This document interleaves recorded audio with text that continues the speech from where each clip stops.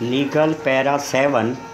Gentlemen of the jury, I will say to you on the subject of the evidence before going into the law in the case that it is for you to believe or disbelieve the various witnesses as to the facts. You must look at the witnesses, you must look at their opportunities for judging, you must look at the way in which they told their story, and you must consider whether they were really recollecting what occurred at the time or not, and you must likewise consider their interest. The plaintiff has a very material interest in this case. If he gets a verdict, it means so much money in his pocket, and interest is very often colors our views when we come to give testimony. On the other side, you will likewise consider the interest of the driver of the cab, as he has been blamed for doing something, and it is for you to say whether it would be to his interest to shift the blame. Para. As to numbers, as I have said to you in other cases where you have a large number of witnesses against a smaller number of witnesses, you have the power, if you see fit, to believe the smaller number and dismiss the testimony of the larger number, but before doing that you should give the matter careful consideration and not do so until you have found a satisfactory reason for dismissing the testimony of the larger number and accepting that of the smaller number. In other words, you must make up your mind in the case and see on which side his scales falls, not necessarily saying the truth lies on the side of the larger number. As I said, if you feel that the story of the smaller number is the true one, you have the power to dismiss that of the larger number. However, I leave that entirely to you. Para. As to the medical testimony, it is of a different quality entirely. It is what is known as opinion testimony. Very often, medical testimony is of great aid in a case. Very often, it is of no assistance whatever. Where you have two sides in a case, you have doctors on both sides. If you have been 7 sides to case, you would probably find doctors on all sides, and you would probably have different views from the doctors on each side.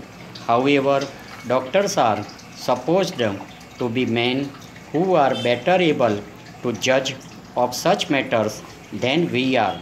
You will have to give their testimony full consideration and make up your mind whether it will be of any assistance to you.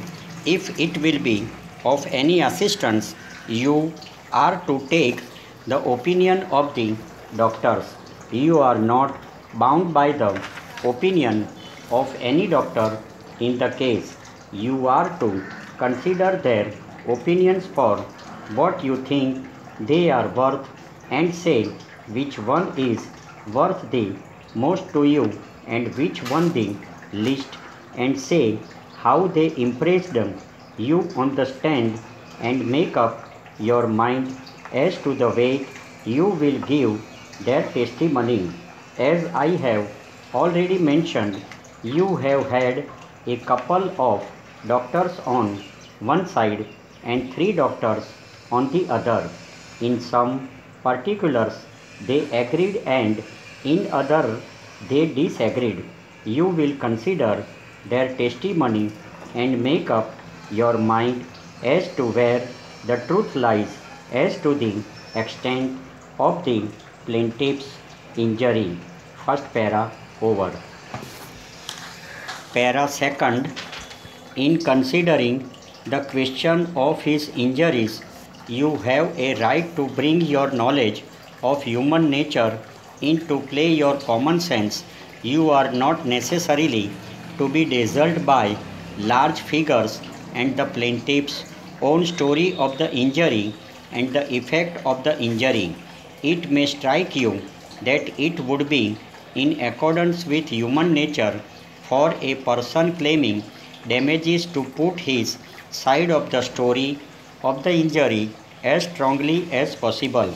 Perhaps that is not blamable thing because it is natural thing to do. It may strike you that it is natural to do that if you think that such a natural human instinct has played a part in this case and that Mr. Smith imagines he is very much worse hurt than he really is, or if you think there is any exaggeration of his injuries, you have the right to discount the extent of exaggeration or imagination as you may, in the use of your good sense, think proper. However, it may be that it impresses you the other way and you believe that the injuries are just as he detailed them. I leave that entirely to you. Para. As to the accident, it is clear question of fact. Did it occur as the plaintiff says it occurred and as his numerous witnesses say it occurred, or did it occur as the drivers say it occurred? You must make up your mind as to that. If you believe it occurred as the plaintiff says it occurred, then you must make up your minds to the extent of the damages. If you decide to give the plaintiff a verdict, if you think there was negligence on the part of the defendant's driver and that there was no negligence on the part of the plaintiff, it will be for you to say how much your verdict will be. In such an event, he is entitled to recover for his pain and suffering. To start with, I cannot give you any exact standard as to that except to say that reasonable compensation is the standard you are to take based on the real facts as proven to exist.